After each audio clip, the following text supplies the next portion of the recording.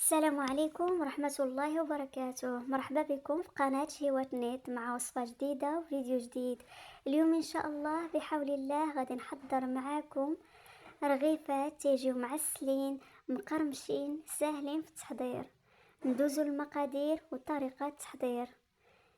عندي الدقيق 500 غرام، ما يعادل 5 كؤوس، دقيق نوعية جيدة، 3 ملاعق كبار من الزبدة المذابة، ملح، كيس من نكهة الفاني. نرملو الدقيق مع الزبدة جيدا أو نبسبسوهم.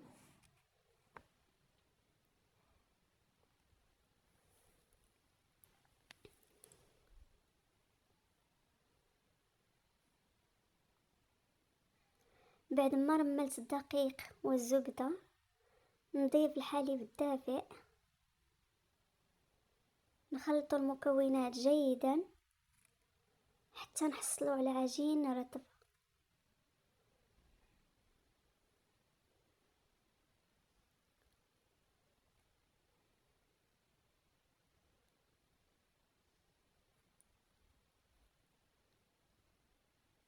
بعد ما جمعت العجين نضعها في غطاء بلاستيكي، نتركها جانبا ترتاح قليلا. الحليب اللي ضفت كأس ونصف. بعد ما ارتاحت العجين نقسمها إلى نصفين، نصف نضعه في سطح العمل ونصف نحتفظ به. نشا للتوريق، نرشو النشا على سطح العمل، نبسط العجين جيدا، نورقها باستعانة النشا.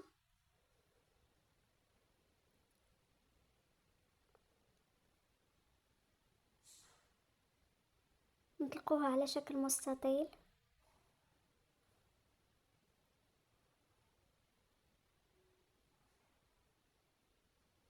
بعد ما طلقتها على شكل مستطيل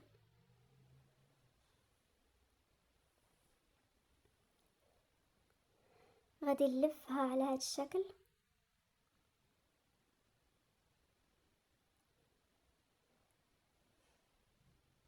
طريقة سهلة ومبسطة.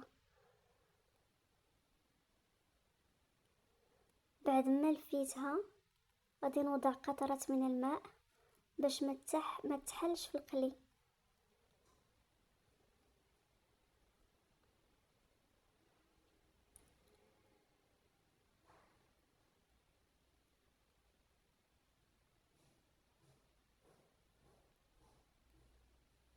نقطعها قطع صغيرة.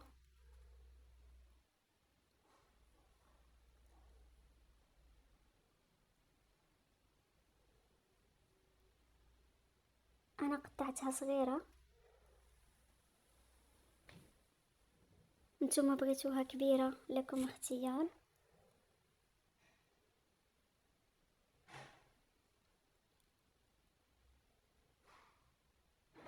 نستمر على هذا الشكل حتى نكملوا الكمية اللي عندنا.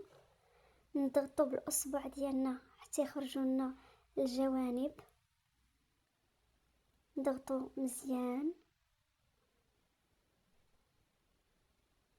باش تجينا مورقة.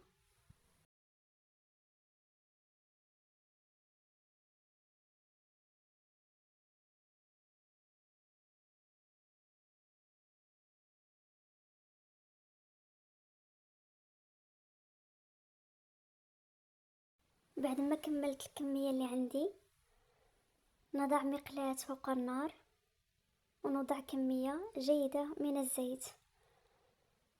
دائما النار تكون متوسطة باش ما يتحرقوناش الرغيفات ديالنا وما يجيوناش مدقسين من الداخل او معجنين.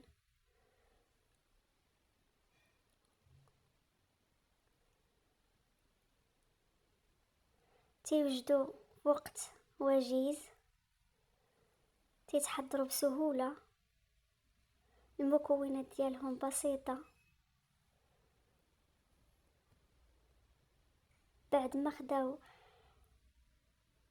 لون ذهبي غادي نقلبوهم.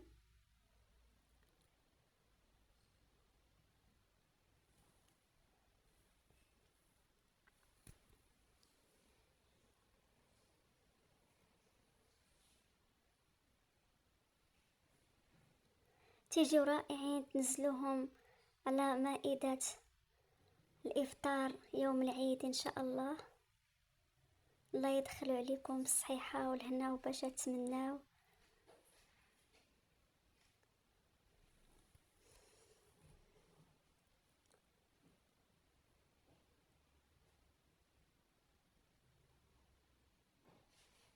نستمر على هذا الشكل حتى نكمل الكمية اللي عندي.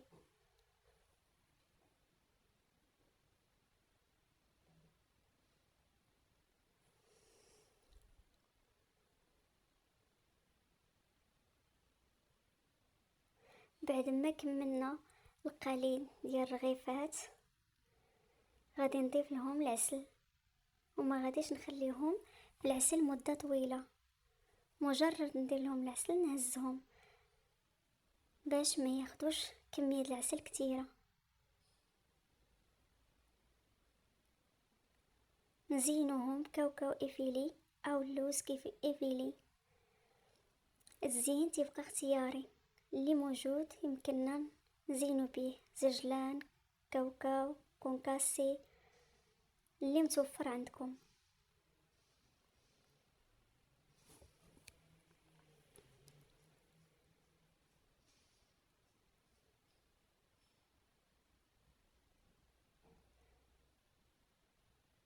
بعد ما زينتهم كاوكاو إفيلي والورد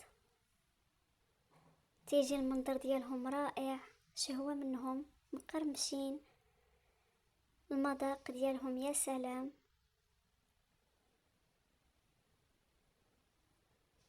المكونات ديالهم بسيطة تيعطونا كمية كثيرة. تنتمنى الفيديو ديال اليوم ينال اعجابكم، وما تنساونيش بلايك وبالاشتراك.